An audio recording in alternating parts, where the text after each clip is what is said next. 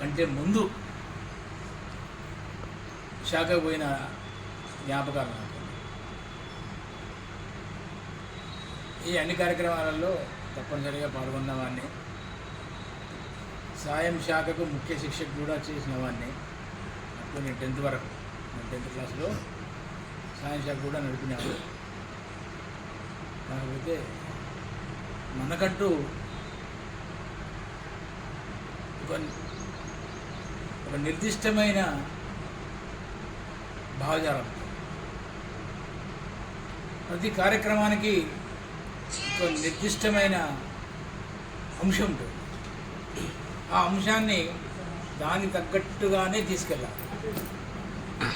మనం బయట మాట్లాడే బయట వక్తలకు, బయట డయాసులకు దీనికి ఎక్కడ పోలికంటూ ఉండదు.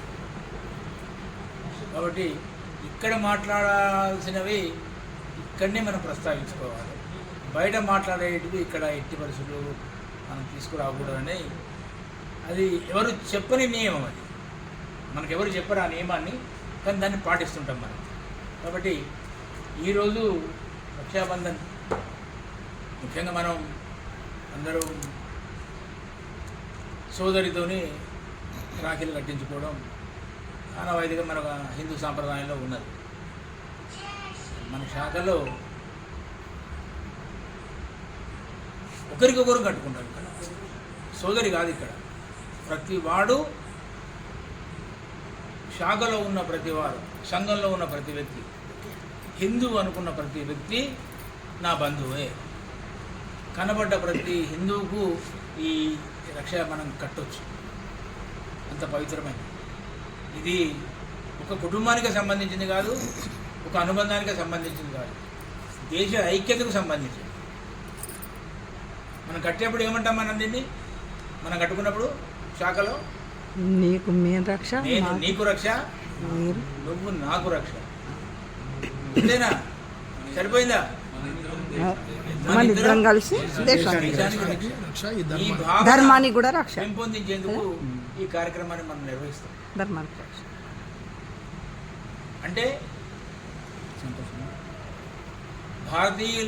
భారతీయ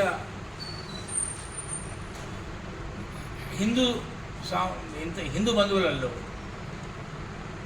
ఎవరికి ఇక్కడే కష్టం వచ్చింది. మీరు మొన్న చూసుంటారు కావచ్చు, మయన్మార్ ప్రాంతంలో ఫ్లడ్స్ వచ్చినప్పుడు అక్కడ పనిచేసింది ఎవరయ్యా అంటే ఆర్ఎస్ఎస్ కార్యకర్తలు. వేలాది మంది. ఎవరు చెప్పలేదు రండి సాయం చేయమని, ఎవరు కోరిన వాళ్ళు ఎవరు లేరు అక్కడ. ఎవరి ప్రాణాలను కాపాడుకోవడంలో వాళ్ళు ఇబ్బంది పడుతున్న సమయంలో ఎవరికి వారు స్వయం సేవకులు. శ్రీరాముడు సముద్ర జలాల్లో భారతి కట్టిండు కోతి ముగ్గలతో. మనందరూ తెలిసిన కథే అది. అయితే ఒక ఉడత ఏం చేసిందంట, శ్రీరామచంద్రుడు భగవంతుడు ఒక కార్యార్థమై బయలుదేరితే ఇన్ని వానరాలు అన్నీ సాయం చేస్తున్నాయి, నేనేం చెయ్యాలి? నా వల్ల ఏమవుతుంది? కానీ నేనే ఏదో చెయ్యాలి రాముడికి. నా వంతుగా శ్రీరామచంద్రుడికి ఏదన్నా చెయ్యాలన్న తలంపు దానికి వచ్చింది. ఏం చేయాలో అర్థం కాలేదు. ఇసుకలో బొర్లిందట ఉడత. ఇసుకలో బొర్లుతూ ఆ రాళ్ళ మధ్య పోయి దులిపిందంట తన శరీరాన్ని. ఆ రకంగా ఇసుకను రాళ్ళ మధ్య జోడించింది. అది ఎన్ని రాళ్ళు జోడించింది, ఎంత వారధిలో సాయం కాదు అక్కడ, మనకు ఆ విషయం కాదు అక్కడ, మనసు అక్కడ. నా వల్ల ఎంతవరకు అవుతుంది అంతవరకు చేయాలి. ఎవరో ఏదో కొండ మోస్తున్నారని చెప్పి నేను కొండ మోస్తా అంటే కుదరదు. అది నీ వల్ల ఎంతవరకు అవుతుంది అంతవరకు నువ్వు తప్పకుండా ఎదుటి వ్యక్తికి సాయం చేయాలి. ఇది మన భావం. మన సమాజం లోపల ఏ బంధువు కానీ, ఏ హిందూ బంధువు కానీ ఎవరికి ఏ కష్టం వచ్చినా నీ వంతు సహాయాన్ని నీ వల్ల అయినంత వరకే, ఇబ్బంది పడకు. మళ్ళీ నీకు కూడా రావాలి. నువ్వు ఇబ్బంది పడితే ఇంకో సహాయం చేస్తే మళ్ళీ నీ దగ్గర రావాలి నేను నీకు సాయం చేయడానికి. అట్లా కాదు, నీ వల్ల ఎంతవరకు సాయం చేయగలిగితే అంతవరకు తప్పనిసరిగా చేయాలి. అది మన మధ్యన ఐకమత్యానికి ఒక కేంద్ర బిందువుగా మారే అవకాశం ఉంటుంది. ఇప్పటికి మనం జనరల్గా మనం రోజు చూస్తూనే ఉన్నాం. ఈ మధ్య వాట్సాప్లో అయితే మరీ ఘోరంగా చూస్తూనే ఉన్నాం. ఐకమత్యం లేదు, ఐకమత్యం లేదు, ఐకమత్యం లేదు. ఎవరు చెప్పినా ఇదే మాట. ఎందుకు లేదు? ఉన్న చోట ఉన్నది. దానికోసం ఫోకస్ చేయాల్సిన అవసరం లేదు. దాన్ని ఏదో ఫోటోలలో పేపర్లలో మొత్తం ప్రపంచానికి చూపించాల్సిన అవసరం లేదు. నీ గుండెల్లో ఉందా అభిమానం, నీ గుండెల్లో ఉందా హిందుత్వం, నీ గుండెల్లో ఉందా ప్రేమ, అది అవసరం వచ్చినప్పుడే. అక్కడ ఫ్రెండ్స్ వచ్చినప్పుడు అంతవరకు మరి ఎవరు చెప్పారు? వాళ్ళకు ఎవరు చెప్పలేదు. గుండెల్లో ఉన్నది బయటకు వచ్చేసింది, పోయినరు. 31 గంటల్లో ఇనుప బ్రిడ్జి నిర్మించారట. 31 అవర్స్లో కూడా ఒక నది కొట్టుకపోతే అక్కడ ప్రజలు అటే ఉండి ఇక్కడ ప్రజలు ఇటే ఉండి ఇబ్బందులు పడుతుంటే వాళ్ళని రక్షించేందుకు అవకాశం లేకపోతే 31 గంటల్లో సైనికులతో కలిసిపోయి మన స్వయం సేవకులు 31 గంటల్లో ఒక ఇనుప బ్రిడ్జిని నిర్మించి అక్కడి వారికి సాయం చేసిన కథలు మనం మొన్నటి వరకు పేపర్లో చూసాం. సైనికులు ఎంతకైతే కష్టపడ్డారో, రక్షణ దళాలు ఎంతైతే కష్టపడ్డాయో అంతకు మించి స్వయం సేవకులు కష్టపడ్డారు, అంతకు మించి సహాయం చేసారు. ఎక్కడ పేరు కోసం కాదు. మనం చేసేది ఎప్పుడు పేరు కోసం కాదు. నువ్వు చేసే ఏ కష్టమైనా ఏ సహాయమైనా నీ పేరు కోసం చూస్తే అది ఫలించదు. నువ్వు దేని నిస్వార్థంగా ఎదురు కష్టంలో ఉన్నాడు ఆదుకునే ప్రయత్నం చెయ్యి. నీకు చేతనైనంత చెయ్యి, బయటకు వచ్చేసేయి. అక్కడ నీ కోసం మళ్ళీ ఫోటోలు పెట్టుకోను, వీడియోలు తీసుకోను, ప్రచారం చేసుకుంటే దాంట్లో ఫలితం ఉంటుంది. కాబట్టి మనలో మనం ఎప్పటికీ ఆ భావన అనేది, ప్రపంచంలో ప్రాణులన్నిట్లలో గొప్పది ఏది అంటే మనిషి. ఈ జన్మ మనకు వచ్చినందుకు దీన్ని సార్థకం చేసుకోవాలి. స్వార్థం కోసం కాకుండా నిస్వార్థంగా సమాజం కోసం నేను ఏం చేశాను అన్న భావన లోపల మనం ప్రతి కార్యక్రమం లోపల ఈ భావాన్ని మనం రూపొందించినట్టయితే, అందరి లోపల రూపొందించినట్టయితే రాబోయే రోజులలో మనకి ఎలాంటి ఒక హిందూ బాధపడుతుండు అన్న భావన రాకుండా. మనకు వాట్సాప్లో ఒకటి వచ్చింది ఈ మధ్య, హిందుత్వం మీదనే చర్చ ఎక్కువ జరుగుతుంది. అయితే మొన్న ఢిల్లీలో ఒక దాని మీద ఏమైనా చేసినావా ఇంతవరకు? కులం కండవ బుధం మీద కప్పుకొని తిరిగే నువ్వు నీ కులంలో ఏ వ్యక్తికైనా సాయం చేయగలిగినవా? ఎవడైనా పేదవాడికి పట్టిన అన్నం పెట్టినవాడు నీ జాతిలోనే, బయటవాడి కాదు. అక్కడ ఆ రకంగా ఆలోచిస్తే అక్కడ ఏముండదు. మళ్ళీ చెప్పుకోవడానికే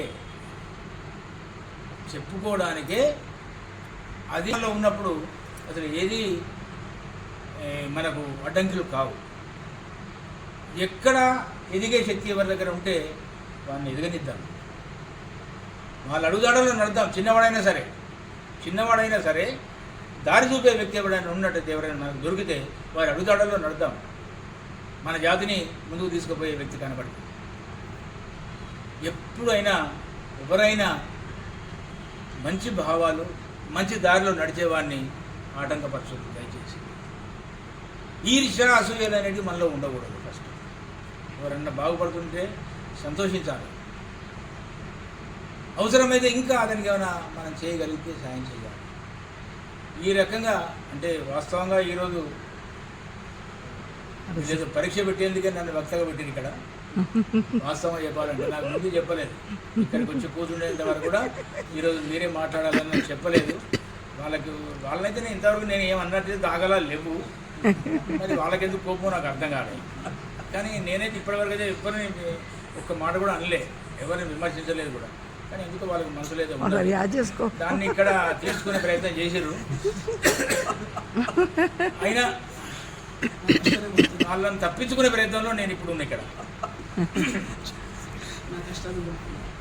ఈరోజు నిజంగా చెప్పాలంటే కొత్తగా కాకుండా మీ అందరి వ్యక్తిగా, మీలో వ్యక్తిగా నేను వచ్చిన ఒక సైన్స్ ఎగ్గా వచ్చిన కార్యక్రమానికి ఒక సైన్స్ ఎగ్గా నేను రావడం జరిగింది.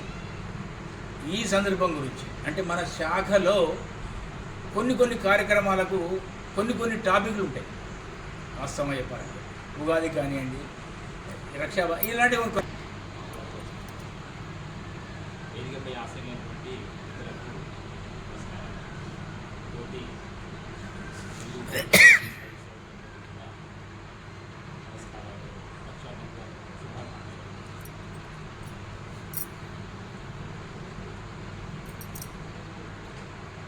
రక్షాబంధన్ అనేది రక్ష అంటే పేరులోనే ఉండదు. ఒకరికొకరికి రక్షగా ఉండాలనేటటువంటి పేరుతోనే జరుపుకునేటటువంటి పండుగ. అయితే మామూలుగా ఇది సోదర సోదరి బంధాన్ని తెలియజేసే పండుగగా ప్రచారంలో ఉంది. కానీ అంతకంటే ముందు కూడా వేదాలలో కూడా దీనికి సంబంధించిన కేవలము సోదర సోదరి ఫోటో తీసుకో. ధర్మబలం చాలా గొప్పది. అయితే ఆ అధర్మపరులైనటువంటి రాక్షసుల చేతుల్లో ధర్మపరులైనటువంటి దేవతలు ఓడిపోయే స్థితిలో వస్తున్నటువంటి సందర్భంలో దేవతల యొక్క గురువైనటువంటి బృహస్పతి శచీదేవిని పిలిచి ఈ దేవతల రాజైనటువంటి ఇంద్రుడు ఉంటాడు కదా, అతనికి రక్ష కట్టడం. ఆ రక్షాబలంతో దేవతాంతరంలో కూడా ఐక్యత వచ్చేసి దానవులపైన విజయం సాధించినటువంటి సంఘటన ఒకటి ఉంది.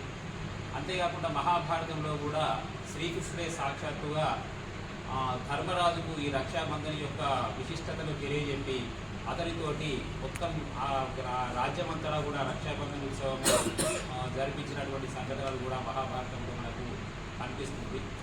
అదేవిధంగా అలెగ్జాండర్ మన దేశంపై దండయాత్రగా వచ్చినటువంటి సందర్భంలో కూడా ఆయన కొత్త విశ్వ విజేత అనే గర్వంతో ఇక్కడికి వస్తాడు. మన దగ్గర ఉన్నటువంటి పురుషోత్తముడుకి ఆయనకు మధ్యలో యుద్ధం జరుగుతుంటుంది. అయితే ఈ యుద్ధంలో అలెగ్జాండర్ ఓడిపోవడం అన్నది దాదాపుగా పూర్తి అయిపోతున్నాడు. ఈ విషయం తెలిసినటువంటి అలెగ్జాండర్ భార్య అయినటువంటి రుక్సానా వచ్చి రాత్రిపూట వచ్చేసి ఈ పురుషోత్తముడికి రక్ష కడతాడు. మా ఆయన చేసినటువంటి పెద్ద తప్పేందంటే ప్రపంచమంతటా జయించినటువంటి గర్వంతో భారతదేశంపై కూడా రావడం జరిగింది. భారతదేశంలో ధర్మం అనేది ఎక్కువ ఉంది కాబట్టి మిమ్మల్ని గెలవడం అసాధ్యము.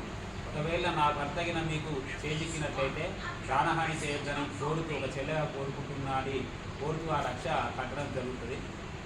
అప్పుడు తర్వాత తెల్లవారు జరిగినటువంటి యుద్ధంలో అలెగ్జాండర్ చిక్కుపడతాడు. అతన్ని చంపడం కోసం పురుషోత్తముడు కత్తి ఎత్తంగానే అతని రక్ష కనిపిస్తున్నాడు. ఆ రుక్సానా కట్టినటువంటి రక్షను చూసి చెల్లెలు లాంటి సమానమైనటువంటి ఆమె నేను వాగ్దానం చేశాను కాబట్టి వదిలిపెడుతున్నా అని చెప్పి వదిలిపెట్టినటువంటి సంఘటన ధర్మానికి అంత గొప్ప ఇది ఉంటుంది. ఇలాంటి 2-3 సంఘటనలకు సంబంధించినటువంటి దేవేంద్రుడికి శక్తిదేవి కట్టిందని, తర్వాత ఇక్కడ రుక్సానా అలెగ్జాండర్ మన రుక్సానా పురుషోత్తముడికి ధర్మరాజు కూడా ఈ విధంగా జరిపించినటువంటి సంఘటనలు చాలా ఉన్నాయి.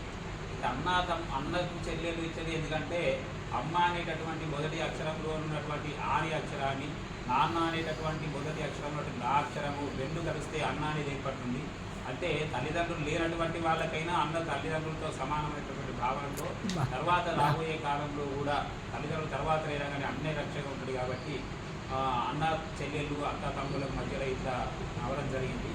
అయితే ఇంకోటి ఏంటంటే ప్రతి సంవత్సరం ఇది పురాణం శాస్త్రం ప్రకారం కూడా ఈ రోజు నుండి రక్షాబంధన్లో కట్టినటువంటి ఈ రోజు నుండి మళ్ళీ రక్షాబంధన్ వరకు సంవత్సరం వరకు దీని యొక్క ప్రభావం ఉంటుందని మంత్రతంత్రం కూడా చెప్పడం జరిగింది. అంటే ఈ సంవత్సరాంతం వరకు ఈ రక్షాబంధన్ ఎప్పుడైతే మనం కట్టినామో అక్కడ నుండి నేను నీకు రక్షగా ఉంటా అనేటటువంటి మళ్ళీ సంవత్సరాంతం వరకు ఇది మనకు రక్షగా పనిచేస్తుంది. ఇవి పురాణానికి సంబంధించినటువంటి నాకు తెలిసినటువంటి చిన్న సంఘటనలు మాత్రం ఇది గొప్పగా చెప్పిందేమి కాదు. నాకు కల్పించినటువంటి వారికి ధన్యవాదాలు. మన చెప్తారు కదా సత్తమది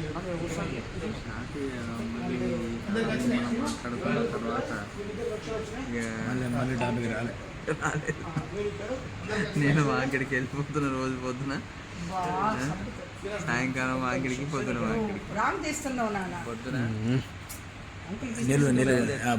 శ్లోకం ఉంటుంది. బద్ధో బలిరాజా దానవేంద్రో మహాబలః. నేను నీకు రక్ష, నువ్వు నాకు రక్ష, మన ఇద్దరం కలిసి దేశానికి రక్ష, ధర్మానికి రక్ష.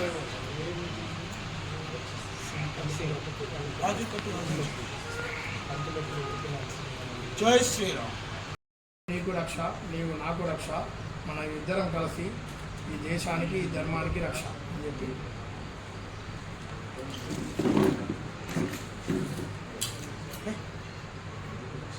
ఆగు.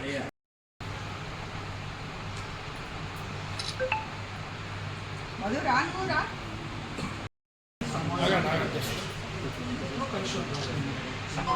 జై శ్రీరామ్.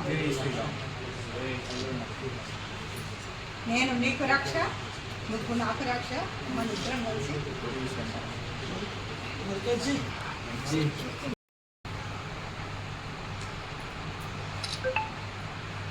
మధు రానురా.